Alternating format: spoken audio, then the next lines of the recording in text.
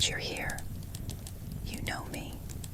I always end up digging into those weird stories from history that most people don't talk about. And every time, it gets darker than you'd expect. So, let's get into it. This one's about a tomb, a forgotten pharaoh, and a curse that might have been more real than you think.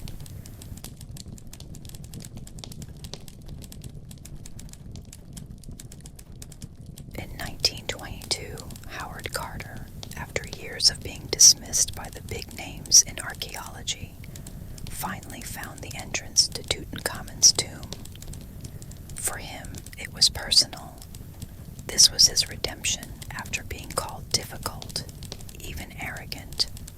The tomb was packed with treasures untouched for over 3,000 years, and somewhere near the entrance, a line was found that said, "Death shall come on swift wings to him who disturbs the peace of the king." At the time, no one took it seriously.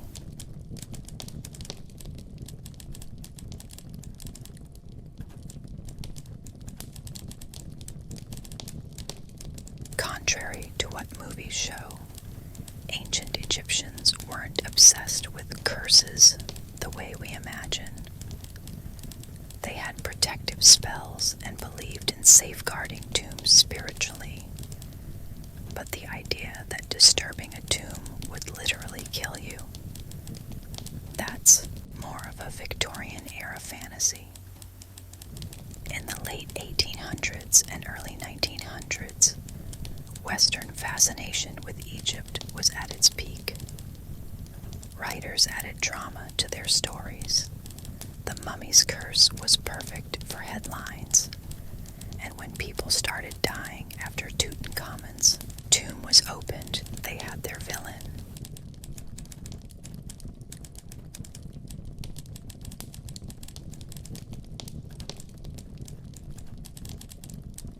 George Herbert, the 5th Earl of Carnarvon, was more than just a wealthy backer.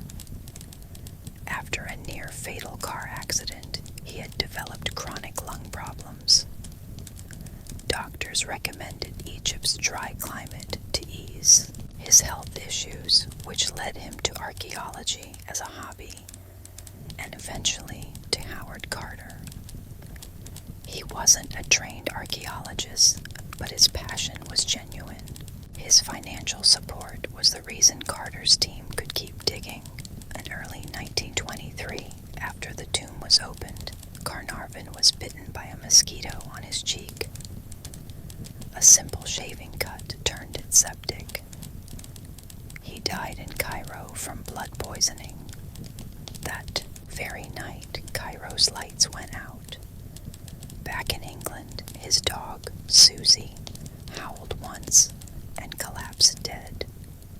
These eerie coincidences cemented his name as the curse's first victim.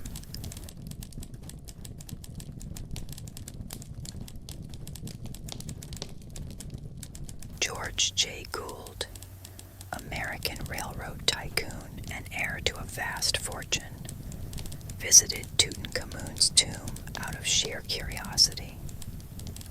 He wasn't an explorer or scientist, just another wealthy tourist fascinated by Egypt's mystique. Shortly after visiting the tomb, Gould developed a sudden fever. Despite having access to top medical care, his health rapidly declined. He died of pneumonia just days after his visit. His death seemed random, but the curse story had already begun snowballing. For the media, his link to the tomb was all they needed.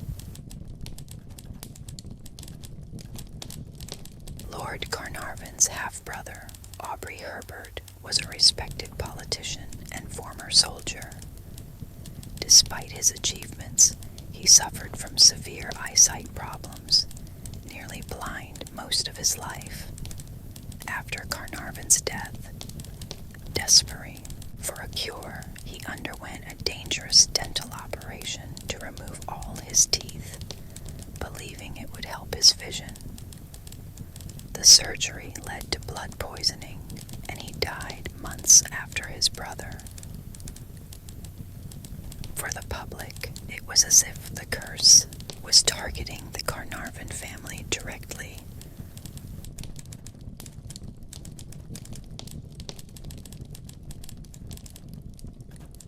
Hugh Evelyn White, a brilliant young British Egyptologist, had a deep fascination with ancient religions and burial customs. But after his work in Tutankhamun's tomb, his mental health began to deteriorate. He became obsessed with the idea of the curse, convinced he was next. In 1924, at just 33, he took his own life, leaving behind a note written in his own blood, blaming the curse. His suicide fed the growing legend, painting the curse as not just lethal, but maddening.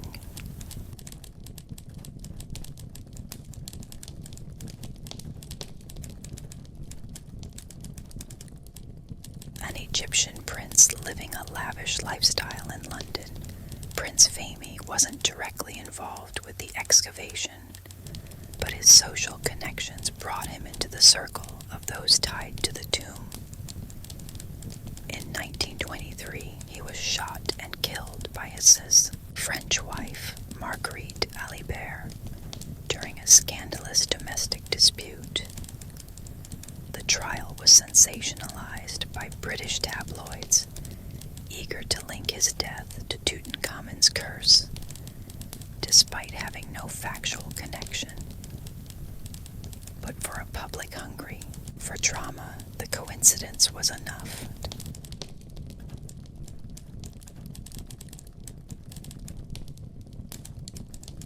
A respected radiologist, Dr. Reed was among the first to X-ray Tutankhamun's mummy. He approached the task scientifically, unaware of the superstitions surrounding it. Yet, not long after completing the scan, he died suddenly of an unexplained illness. There was no concrete evidence linking his death to the tomb, but the curse narrative was too strong to ignore. In the public eye, he had disturbed the Pharaoh's body and paid the price.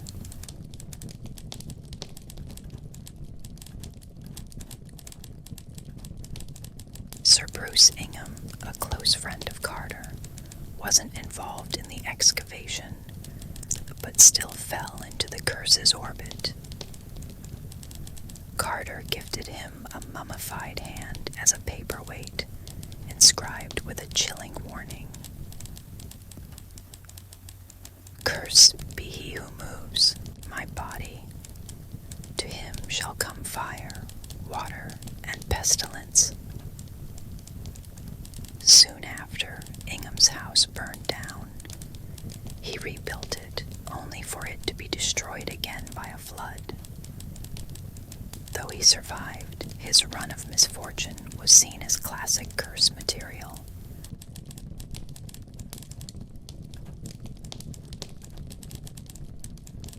Richard Bethel, Carter's secretary, handled many of the tomb's artifacts. In 1929, he was found dead under suspicious circumstances at a London club. Though the cause was never confirmed, rumors of smothering circulated. His father, Lord Westbury, was so devastated by his son's death that he jumped from a 7th-floor window. The press, by now fully invested in the cursed story, connected their deaths as further evidence. 2 generations gone within months, the curse's reach seemed undeniable.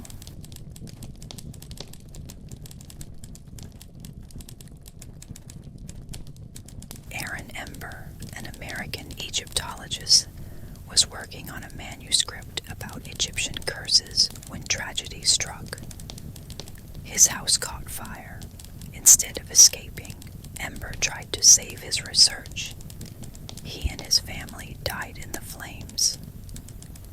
The poetic irony of writing about curses and dying in fire was too perfect for the press to ignore. It became one of the most cited curse deaths despite its tragic, accidental nature.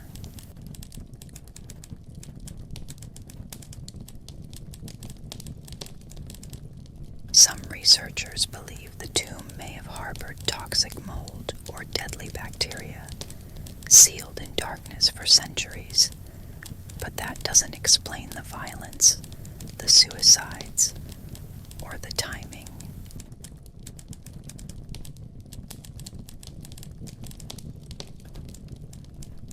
But Howard Carter, the man who broke the seal, lived for another 17 years.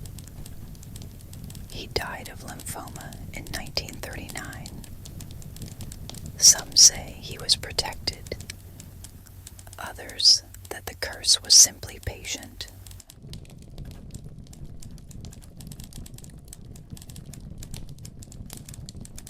Some say the curse was just media hype. Others say the deaths were coincidences. But humans need patterns, and when you disturb the dead and the living start dropping like flies, it's hard not to believe in something.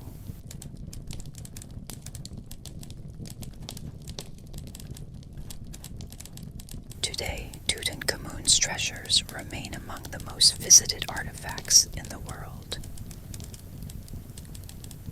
His golden mask, once buried in silence, now stares out at millions. The curse, real or not, it became part of his story and ours. Alright, that was tonight's Dark Whisper. If you like this one, you know the drill. Like, subscribe. Maybe share it with someone who's into these weird little history secrets too. I'll catch you in the next one.